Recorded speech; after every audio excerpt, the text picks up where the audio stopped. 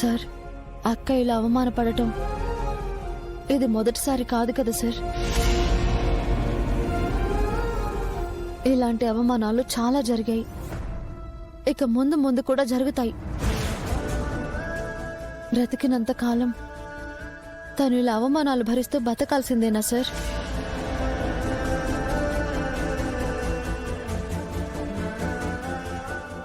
కానీ అక్కకు మళ్ళీ ఇంకొక పెళ్లి చేస్తే తనకంటూ ఒక తోడు దొరుకుతుంది.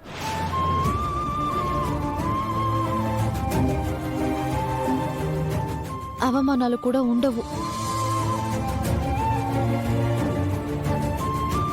అక్క తన కాళ్ల మీద స్వతంత్రంగా బతకడానికి మీరు ఎంకరేజింగ్ చేశారుగా, అలాగే తనకంటూ ఒక కొత్త జీవితం ఏర్పడడానికి ప్రయత్నించండి సార్. బావ కూడా అదే ఆలోచన ఉందన్న సంగతి నీకు తెలుసు కదటే, కానీ ప్రమేల్సలు ఒప్పుకోవాలి కదా.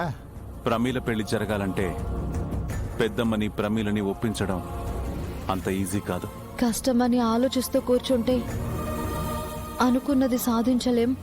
ముందడుగు వేస్తేనే ప్రయత్నం ఫలిస్తుందని మీరే చెప్పారు కదా సార్. అక్క విషయంలో ఒక గట్టి నిర్ణయం తీసుకొని తన పెళ్లి గురించి ప్రయత్నాలు మొదలు పెట్టండి సార్. చాలా మంచి మాట చెప్పావు గంగా. ఈ విషయం గురించి నేనే నీతో మాట్లాడదామనుకున్నాను. సందర్భం వచ్చింది కాబట్టి చెప్తున్నాను. నిజానికి గంగకొచ్చిన ఆలోచనే నా మనసులో ఎప్పటినుంచో ఉంది. మీ పెద్దమ్మతో 1-2 సార్లు అన్నాను, కానీ తను ససేమిరా ఒప్పుకోలేదు. సూపర్ మార్కెట్ దగ్గర కూడా కార్తీక్తో ప్రమీల పెళ్లి జరిపిద్దామనంటే ఎంత కోప్పడిందో మీరు చూశారుగా.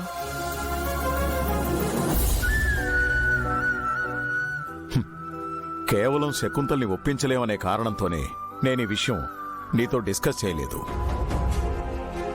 కానీ జరిగింది చూశాక, ఇప్పుడు గంగ మాటలు విన్నాక తను చెప్పిందే కరెక్ట్ అనిపిస్తోంది. ప్రమీలకి మరో పెళ్లి చేసి తనకి కొత్త జీవితాన్నివ్వాలి. పెదనన్న, మనం అనుకున్నట్టుగా జరగాలి అంటే అటు పెద్దమ్మనే కాదు, ఇటు ప్రమీలను ఒప్పించడం కూడా చాలా కష్టం.